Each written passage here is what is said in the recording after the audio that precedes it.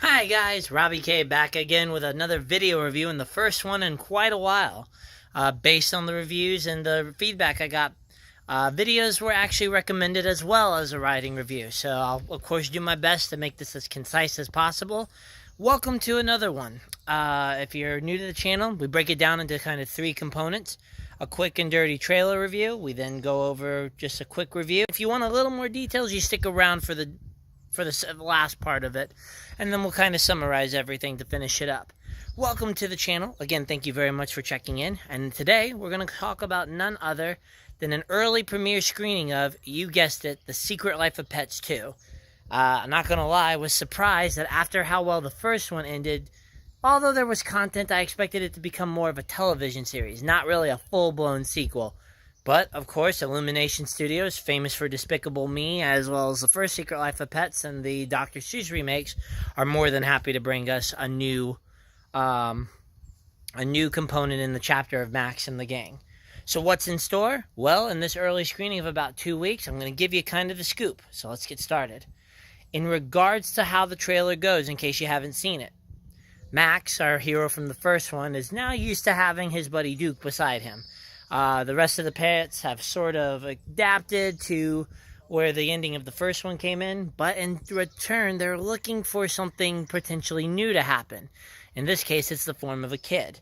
As a result, the pets have got some new changes and ordeals to the life, and maybe, just maybe, they're going to have an adventure alongside it. Nevertheless, Max and the crew have kind of got some overarching areas that it looks like they're encountering. So what's truly in store?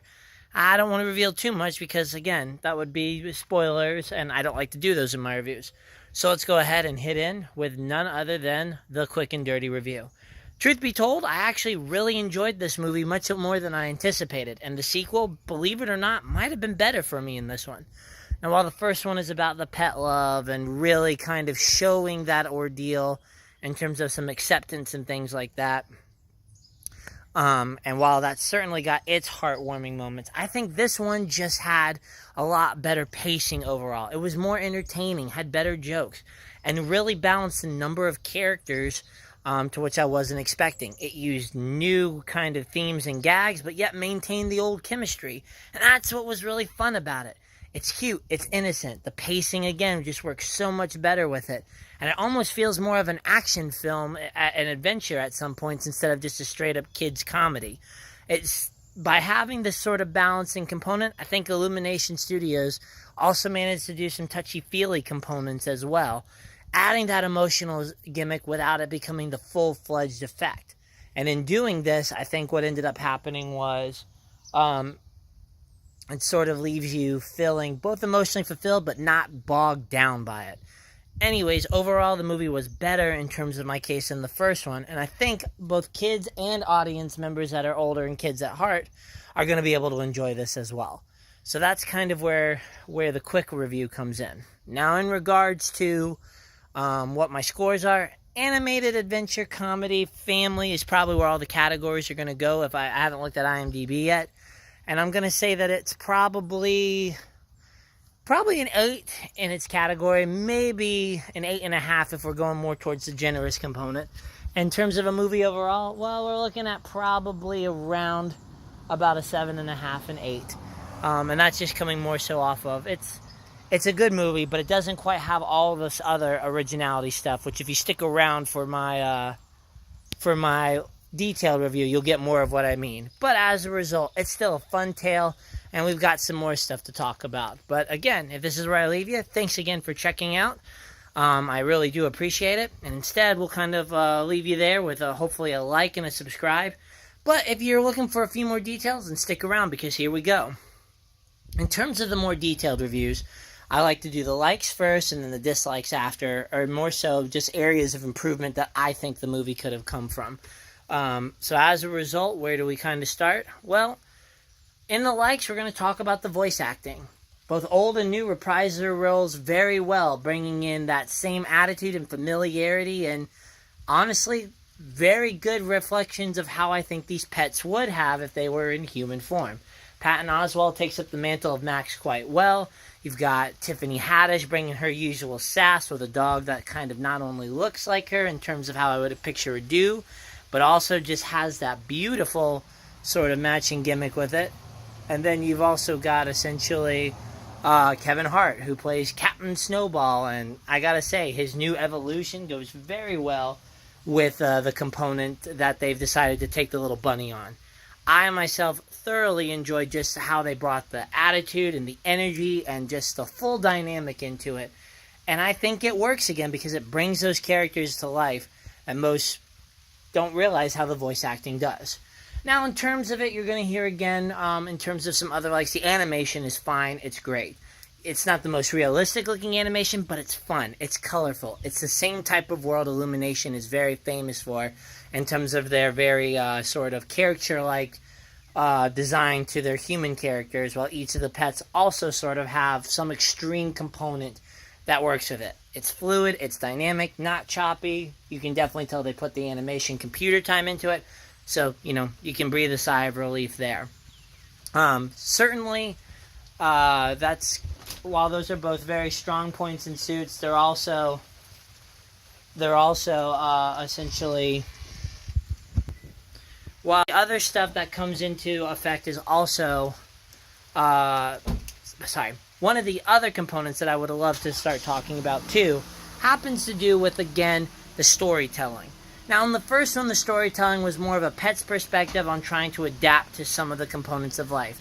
A new dog, some rivalry, and sort of this adventure to come home. So sort of far Homeward Bound meets a kid's movie. And it was fine, but for me, the first one had some qualms in terms of pacing as well as just an adventurous side of the story. It didn't quite go off of the levels that I anticipated the movie having. Especially in regards to the fun adventure that those first couple of trailers showed. So when I hit those slow parts, it wasn't quite as enjoyable. In this case, I think they did a much better job with that. And why? Well, it starts with, again, that the story is broken into 3 different overarching plots that each give time for the characters and their cavalcade to get sort of their own action into it, at least most of them. Max and Duke have their own version with a new character named Rooster, voiced by Harrison Ford. Captain Snowball and the new girl Daisy with Tiffany Haddish essentially have their own version where they're attempting to kind of go with the superhero theme. And then, of course, there's Gidget and Chloe, who are kind of the girl power ones in their quest to sort of take on their own duties. And the nice part about it is eventually everything ties together and wraps it up. So these 3 stories each are a self-contained subplot on their own, but eventually contribute to everything overall. So kudos to that. By doing this, breaking it up and having these adventures that are a little more of an excitement and actually feel like an adventure, I think that's what really helped with the pacing. And in terms of the comedy, well, again, the comedy works beautifully. More so because of the fact that it's not so forced and slapstick that it's only going to apply to kids, but the fact that there's enough kind of adult humor that crosses into it that's actually pretty well integrated, that it leaves you kind of feeling very satisfied at the mixture and dynamic range. It's also cute and adorable. So if that's what you loved in the first one, then it maintains it, perhaps more so than ever. And I just really think that overall it worked on many levels to be a very fun, entertaining component of a kids movie that, of course, wasn't too kiddie and boring to the fact that you're yawning in your chair hoping to catch a nap, but also not so overwhelming that I think a lot of kids won't understand it. A lot of kids won't be turned away and fearful of it. So in terms of the areas of improvement, what do I really have to say? Well, the first thing is, surprisingly, it is not that long. Clocking in at only about an hour and 25 minutes, and if you take the credits out of there, probably closer to about an hour and 18. It's not a film that has quite the runtime that you would expect, and that might, while be a good thing, it's also sort of its own undoing. Each of the subplots probably could have had a few more components overlaid, a little more impasses, as well as some struggles to kind of help with character development, and perhaps an extra 20 minutes could have provided the medium needed to do that. Again, that's sort of a small component outside of it was just a short movie.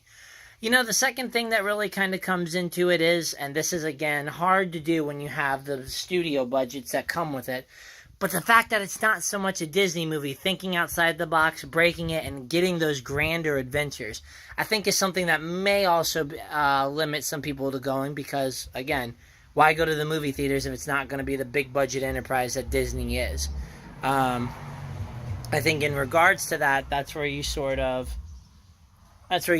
fall in line when you see Disney's and Pixar's imagination sort of soar. This one's still a little more curtailed to kids. And I think that's why the adventure isn't quite the movie cinematic magic that we've always seen. Your other component that brings into it as well is that I almost think that the biggest flaw that this one has, outside of predictability, where you can see much of this going, it's not utilizing some of the other characters that we fell in love with. Surprisingly, some that were barely in the film, outside of a few just quick fun cameos and components like that, they get a little more time. But if you're fans of Mel, the hawk, Pops, the old dog, as well as the dachshund, well, you're only going to get them for a little bit. And while I think they have enough of a contribution to necessarily say they were included, they also just didn't have that same dynamic and magic that the first film did with them. So it's another one of those, we're making a lot of characters and maybe not giving them an adequate amount of time or interaction. We could have seen a couple of them more integrated instead of just sidekicks that are good for a couple of laughs. We really could have gotten some good integration with them too. So, that's probably where the biggest kind of undoing is not utilizing all the characters, even though the ones that were in there did have a good component, and most of them are used to the full potential. They still did not land the full dynamic. But overall, here's the thing. The movie is fun. It's a great kids movie. When it comes out in 2 weeks, I strongly think that this is going to be the option outside of Dark Phoenix that a lot of families are going to take. So I would definitely say hit this one up in the theater, given all the fun components that come with it. And again, it's not perfect. You have your characters and dynamics, and it might not be Disney. But I think it is definitely worth a fair chance, especially if you're a pet person and you just love the adventurous style that Illumination can do with a more kid-friendly atmosphere. So again, if you're sticking around until this point, here are the scores again for you. 8.5 in terms of its category, probably a 7.5 for movie overall. Nevertheless, guys, I'm going to write this as well into a review so that if you're looking for a shorter time, hit that up on Robbie's Movie Reviews at wordpress.com. It's Robbie with an R-O-B-B-I-E. And yes, it is Robbie, so don't forget to add the S, then Movie Reviews. Outside of that, though, have a good one. Thanks for checking it out, and we'll talk to you soon. Bye.